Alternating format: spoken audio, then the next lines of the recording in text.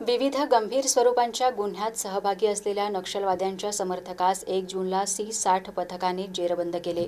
भामरागड तालुक्यातील पेरमिली जंगलात ही कारवाई करण्यात आली। त्यांच्यावर शासनाने 1.5 लाखांचे बक्षीस होते। सोमा उर्फ दिनेश मासा तिम्मा असे त्याचे नाव आहे।